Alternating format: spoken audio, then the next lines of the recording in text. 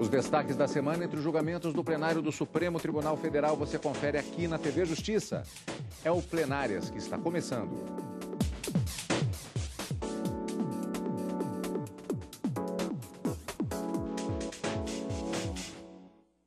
Hoje com os principais momentos das sessões dos dias 6 e 7 de fevereiro de 2019. Renata Espada, essa foi a primeira semana com as chamadas sessões jurisdicionais. Nós tivemos na semana anterior, na sexta-feira, a sessão solene de abertura. É um momento que é marcado pelos discursos, inclusive o estabelecimento do que pode acontecer durante o ano, do ponto de vista, inclusive, de política judiciária. Essa semana ela tem uma característica diferente. A sessão do dia 6, na quarta-feira, foi a primeira sessão de julgamentos, especificamente, abrindo-se assim as decisões dos ministros do Supremo Tribunal Federal. E foi uma sessão marcada, e foram duas sessões, na verdade, quarta e quinta, marcadas por uma variedade de temas julgados no plenário do STF. Sim, Cadu, tivemos 4 temas interessantes.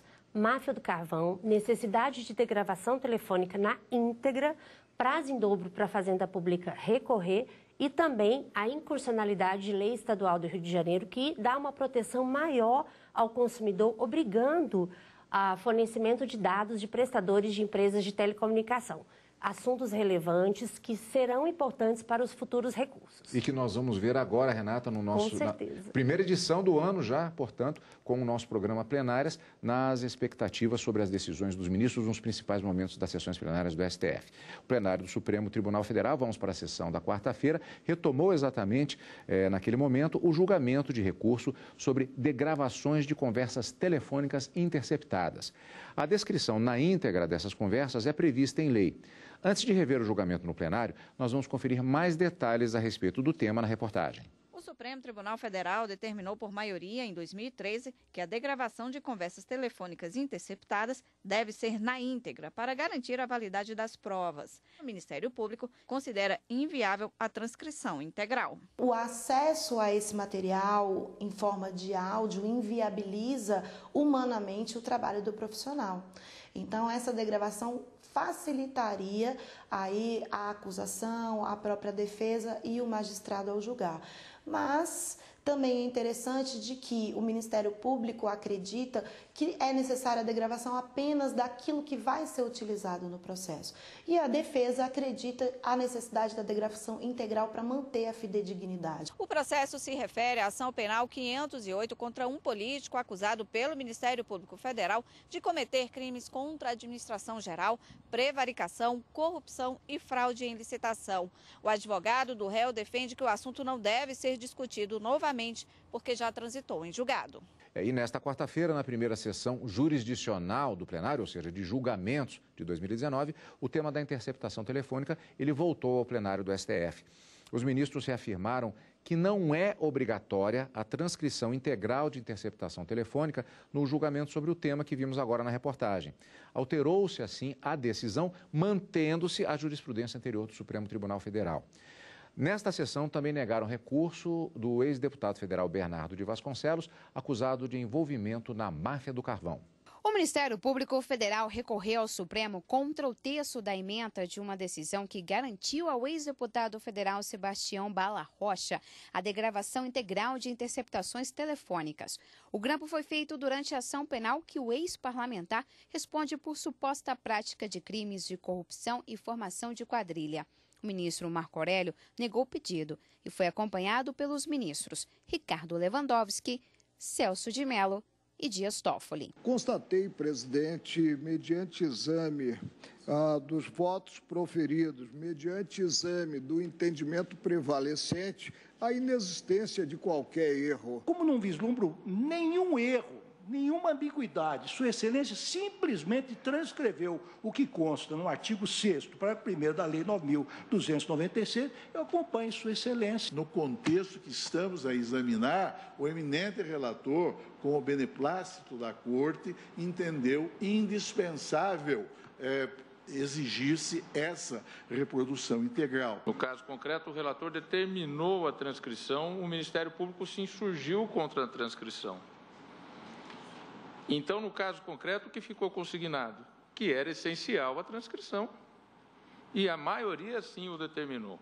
Já o ministro Edson Fachin entendeu que o texto poderia gerar dúvidas sobre a obrigatoriedade de degravar sempre todas as interceptações. Para ele, cabe aos relatores definir se há necessidade de degravar na íntegra o material colhido. Determinar que a degravação é sempre obrigatória, creio, pode não refletir o entendimento dos votos vencedores vistos em seu conjunto. Assento ainda que, a despeito da sempre respeitável compreensão do eminente ministro relator, no sentido de que a ementa deve refletir os fundamentos do voto condutor, tenho compreensão no sentido de que os pontos finais devem refletir o entendimento do colegiado. O Código de Processo Civil, no inciso 1º do artigo 463, propicia a possibilidade de correção oficiosa ou a requerimento da parte, caso exista, de inexatidão material do julgado pelo juízo. E considerando que a função da ementa atrelada ao dever de publicidade é essencial, entendo que a compreensão no sentido de que a degravação consubstancia formalidade essencial, dando a percepção de ser sempre obrigatória, merece, com o provimento do agravo regimental, explicitação à luz dos votos vencedores vistos em seu conjunto. Nada obstante, mesmo feita este ajuste de explicitação, consigno que, caso esta seja a compreensão majoritária, esta decisão não deve significar, em qualquer hipótese, reabertura de quaisquer prazos recursais em relação à mencionada ação penal originária. E, com este sentido, e naquilo que exponho de modo distinto de Sua Excelência, eminente ministro relator, peço vênia para expor a compreensão que tive do exame que fiz do julgamento. E, portanto, dando provimento com esta finalidade ao agravo regimental. Os demais ministros também votaram para alterar o texto. Não é necessária a degravação integral das interceptações telefônicas, porque aí acho que a ementa refletirá o que efetivamente foi decidido. O que se levou em conta nesses votos vencedores é de que não haveria ilegalidade no comando que determina a transcrição integral. Considero que não há nulidade, tanto de ser deferida quanto a de ser indeferida a degravação total, que não é imprescindível que haja degravação, isso fica ao talante, segundo o que se comprovar como necessário pelo juiz ou pelo órgão julgador. Ainda na sessão desta quarta-feira, os ministros julgaram processos sobre a uniformização de prazo em reclamações envolvendo matéria criminal diante de regras trazidas pelo novo Código de Processo Civil de 2015. Em um dos casos, o presidente do Supremo, ministro Dias Toffoli, disse que entes públicos, como as promotorias e defensorias públicas, teriam direito a prazo dobrado para recorrer. Estão em discussão questões de grande relevância e repercussão social no âmbito de estados e dos municípios. São mais de 5.500 entes da federação. Tais recursos têm como função principal a defesa da ordem constitucional federal, da Constituição da Nação. Já o ministro Luiz Roberto Barroso, relator de outra ação sobre o mesmo tema, divergiu.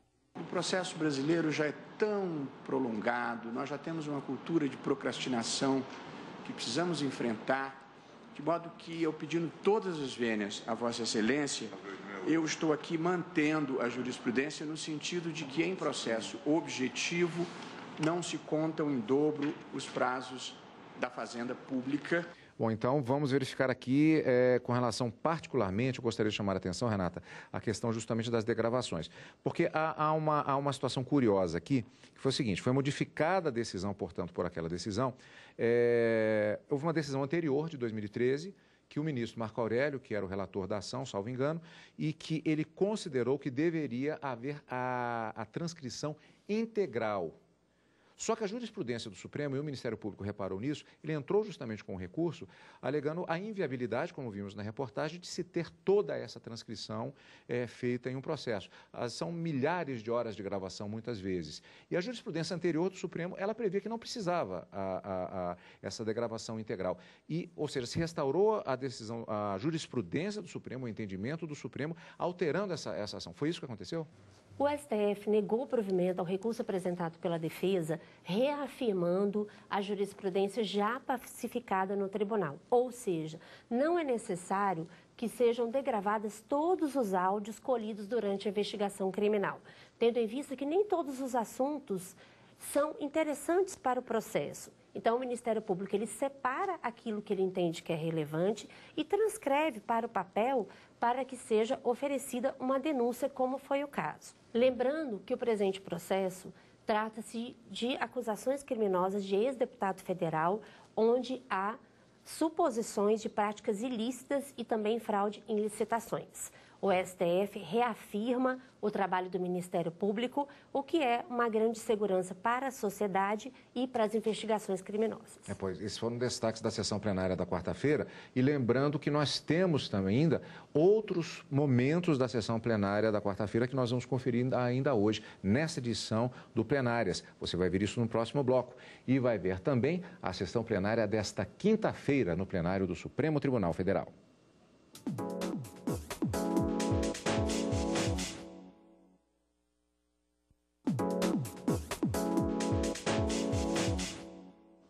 Estamos de volta com o Plenárias. Hoje estamos revendo os destaques da primeira semana de julgamentos no plenário do Supremo Tribunal Federal. Ainda na sessão plenária desta quarta-feira, o STF manteve o entendimento jurisprudencial de que não se aplica o chamado prazo em dobro previsto no novo Código de Processo Civil para a Fazenda Pública. A decisão se deve ao fato de a matéria ser exclusivamente jurídica. Vamos ver. Os dois processos julgados pelo plenário são sobre como devem ser contados os prazos para recorrer em matéria criminal. O julgamento de um dos casos começou em junho de 2017. Um dos pontos desse recurso é se os entes públicos, como a Fazenda Pública ou o Ministério Público, teriam prazo em dobro para recorrer de alguma decisão. O Código de Processo Civil de 1973 determinava que advogados públicos teriam prazo multiplicado por 4 para contestar e em dobro para recorrer. Com a aprovação do novo Código em 2015, União, Estados, Distrito Federal, município, autarquias e fundações têm direito de prazo em dobro para todas as manifestações processuais. Mas esse benefício não vale quando houver lei que indique prazo próprio para o ente público. Na sessão dessa quarta-feira, o presidente do STF, o ministro Dias Toffoli, que tinha pedido para analisar melhor esse caso, votou para manter o prazo em dobro para os entes públicos. Estão em discussão questões de grande relevância e repercussão social no âmbito de estados e dos municípios. São mais de 5.500 entes da federação. Tais recursos têm como função principal a defesa da ordem constitucional federal, da Constituição da Nação. Visto que cabíveis somente em casos em que estiver em discussão a suposta inobservância de norma constitucional federal, de reprodução obrigatória pelos Estados, conforme pacífica jurisprudência do Supremo Tribunal Federal. A doutrina também apresenta como fundamento para a norma a qual prevê a dobra do prazo recursal o fato de a Fazenda Pública e o Ministério Público atuarem em juízo em condição de desigualdade em relação aos advogados particulares, tendo em vista as dificuldades de ordem burocrática existentes no funcionamento dos serviços públicos e o expressivo volume de trabalho. Noto que essas limitações se impõem a tais órgãos independentemente da natureza do processo em que oficiem. Por tais motivos, não vejo por que afastar a aplicabilidade do preceito do 188 do CPC de 73, reproduzido no artigo 183 do atual CPC, ao recurso extraordinário de feição abstrata. Aliás, o novo CPC que revogou a 8.038 no âmbito do que diz respeito a recurso extraordinário, que era especialmente para os recursos aos tribunais superiores. Agora, todo esse disciplinamento está no CPC.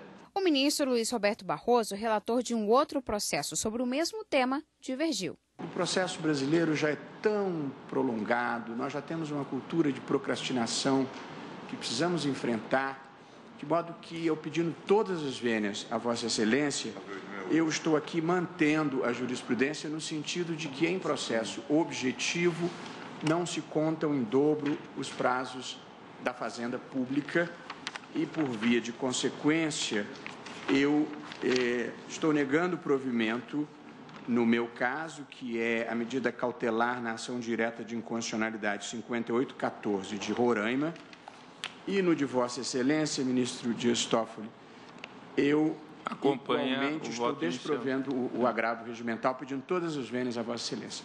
A maioria dos ministros seguiu a divergência. Permanece, então, válido o estabelecido no novo Código de Processo Civil, com exceção para os casos de procedimentos especiais, como no STF.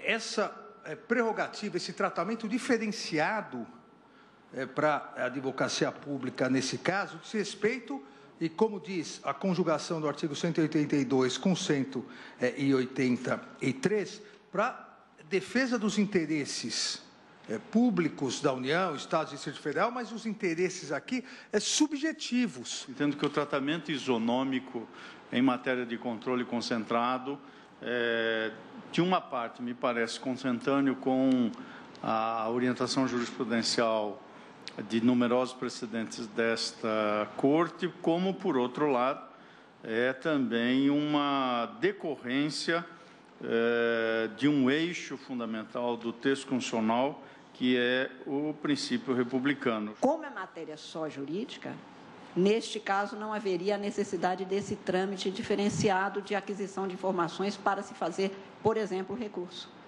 E essa é a razão pela qual eu acho que a finalidade da norma foi distinguir para aperfeiçoar a prestação jurisdicional. O ministro Dias Toffoli propôs a criação de súmula vinculante sobre o tema, que vai ser analisada posteriormente.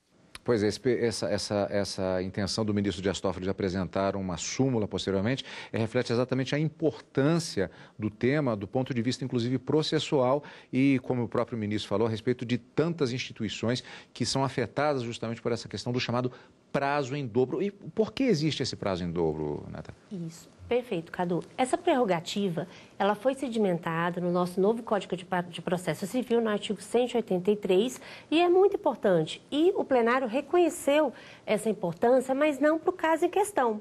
Quando um ente público ele tem a necessidade de colher provas, testemunhas e trata-se de direitos subjetivos e pessoais, ele precisa de um tempo maior para recorrer.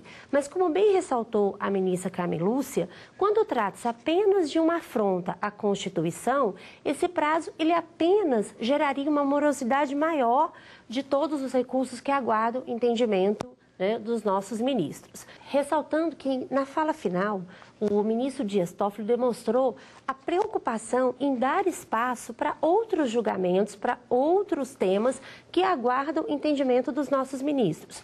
Prazo em dobro para a Fazenda Pública recorrer de assuntos exclusivamente jurídicos já é sedimentado pelo nosso tribunal e não é necessário. Então, há a prerrogativa prevista no Código de Processo Civil, mas não se aplica à situação em questão, que no caso é uma ação direta de inconstitucionalidade. Portanto, fica valendo o prazo em dobro, menos para situações jurídicas, e isso vai ser regulamentado, portanto, posteriormente, a partir da apresentação, como disse o ministro Dias Toffoli, de uma súmula. O texto será elaborado, há todo um processo para isso, e depois a votação no plenário do Supremo Tribunal Federal. E, claro, você vai acompanhar isso ao vivo direto do plenário e também aqui no Plenárias. E na sessão plenária desta quinta-feira, dia 7 de fevereiro, por maioria, o plenário do Supremo Tribunal Federal decidiu que leis do Rio Grande do Sul, que garantiram condições iguais para funcionários de autarquias e de empresas de sociedade de economia mista, são constitucionais.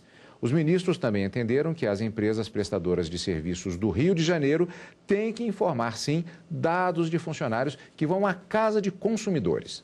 Aprovada em 2017, a Lei do Rio de Janeiro obrigou prestadoras de serviço a informarem por mensagem de texto no celular do cliente o nome e o número do documento de identidade do funcionário que fará reparo na casa do consumidor. Associações de empresas de telefonia alegaram no STF que o Estado não poderia criar essa lei.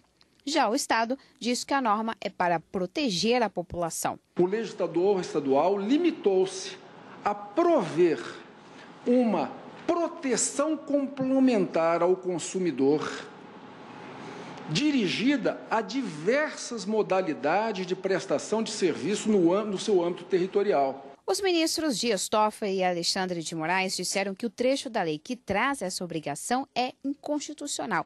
Caberia à União aprovar leis sobre esse assunto. A lei instituiu uma obrigação de fazer. Então, instituiu uma obrigação, a informação prévia aos consumidores a respeito da identificação dos funcionários na prestação de serviço em suas residências. Uma obrigação de fazer que exige, obviamente, por parte dos prestadores de serviço, exige contratação. Por outro lado, 8 ministros do STF consideraram que a regra do Rio de Janeiro não trata sobre telecomunicações, mas sim sobre direitos e ainda a segurança dos consumidores. Amplia as garantias aos consumidores, não havendo, em meu modo de ver, invasão da competência privativa da União. A exigência de que a empresa comunique ao consumidor que recebeu o serviço, de que está enviando o servidor, não me parece poder se enquadrar minimamente na ideia de interferência com o serviço de telecomunicações propriamente dito.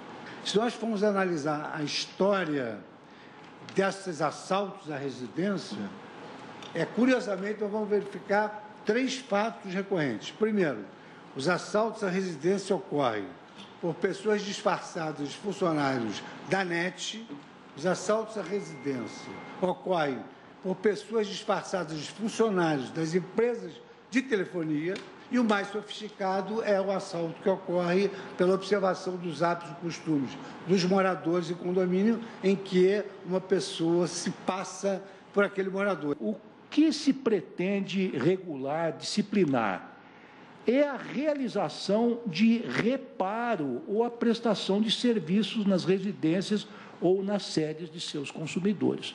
Portanto, penso que, em princípio, nada tem a ver com a telecomunicação tal como definida na lei específica. Reproduziu-se, no caso, a própria justificativa que motivou a apresentação do projeto de lei, que se converteu na lei em questão, notadamente destacando-se a frequência dos assaltos realizados por bandidos uniformizados, que se apresentam nas residências ou sede de empresas como sendo prestadores de serviço. Em outro caso, por maioria, o plenário decidiu que não é possível fracionar crédito de honorários advocatícios quando há pluralidade de réus em processo contra a Fazenda Pública. E ainda durante esta quinta-feira, a ministra Rosa Weber retomou o julgamento sobre leis do Rio Grande do Sul que garantiram as mesmas condições de servidores de autarquias a empregados de sociedade de economia mista. Não se trata, com todo respeito, de ingresso originário no serviço público na vigência da Constituição Federal de 1988, preservada, portanto, a incolumidade do princípio do concurso público. Na questão específica do Rio de Janeiro, é um caso interessante porque há questões de fato que foram abordadas, como a segurança dos consumidores, mas também existe a questão de direito que era fundamental. Aqui se alegava uma invasão de competência. Se houvesse a constatação pelo Supremo da invasão de competência, mesmo que a questão da segurança fosse levada em consideração, a lei poderia ser considerada inconstitucional. Entenderam, então, que não houve invasão de competência e as empresas têm de continuar, sim, comunicando aos consumidores que haverá a visita de um funcionário, um servidor, dependendo da situação, até aquela pessoa para fazer o serviço para fazer a prestação de serviço. No último julgamento, o Supremo Tribunal Federal ele demonstra uma preocupação com as situações fáticas, ou seja, ele reconhece que a competência para legislar sobre telecomunicações é da União. No entanto, não considera ilegal a Lei Estadual do Rio de Janeiro em razão da segurança que o consumidor carioca precisa nesse momento de instabilidade. Então, ele negou o provimento ao recurso, considerando legal a lei que obriga as empresas de telecomunicação a fornecer ao consumidor os dados da pessoa que entrará na casa dela durante o serviço. Então, nós temos aí uma preocupação com situações fáticas que atingem a sociedade como um todo, principalmente no que diz respeito à segurança. reafirmando que em nenhum momento os nossos ministros defendem a competência estadual, e sim mantendo que a competência para legislar sobre telecomunicação é da União. No entanto, há uma necessidade de uma proteção complementar ao consumidor carioca. É feito um exemplo que às vezes a gente utiliza aqui, de casos que nós acompanhamos, de legislação referente ao trânsito, que era considerada uma legislação muito bem elaborada, um processo que foi julgado aqui, só que, no entanto, havia a constatação de uma invasão de competência. Então, foi decretada a inconstitucionalidade daquela legislação. Então, é a lei e é a análise que é feita e foi o resultado. Nesse caso, não. Então, se considerou, portanto, que havia, sim, a constitucionalidade da lei, permanece valendo, portanto, no Estado do Rio de Janeiro. Bom, esses foram os destaques da nossa sessão plenária do Supremo Tribunal Federal nesta primeira semana de julgamentos aqui no STF. Na próxima semana, nós teremos mais julgamentos que você vai acompanhar ao vivo, direto do plenário e também aqui no Plenárias, com os principais momentos. Agradecendo a presença da doutora conosco aqui, falando a respeito assim. Muito obrigado pela presença. Obrigado também pela sua presença, amigo da TV Justiça, como sempre, e continue aqui na TV Justiça.